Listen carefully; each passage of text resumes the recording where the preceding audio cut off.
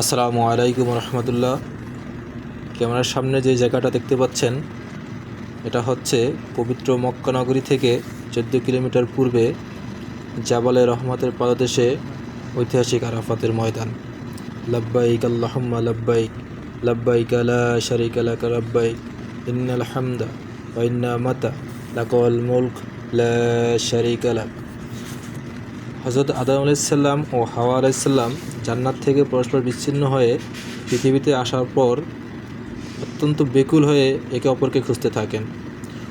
অবশেষে আল্লাহর রহমতে তারা আরাফাতের ময়দানে পরস্পর মিলিত হন এবং আল্লাহর কাছে তাদের ভুলের জন্য ক্ষমা প্রার্থনা করেন।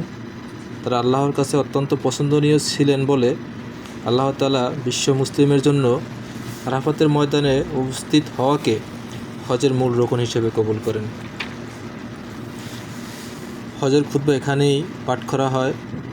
সমগ্র মুসলিম উম্মাহ তাদের জীবনের সব পাপ মুছে ফেলতে এখানে কান্নাকাটি করেন। উদ্দেশ্য, আল্লাহ তাআলা তাদের সবাইকে নিষ্পাপ মাসুম হিসেবে কবুল করবেন, কারণ এই স্থানেই ক্ষমা লাভ করেছিলেন আদিম পিতামাতা আদম ও হাওয়া আলাইহিসসালাম।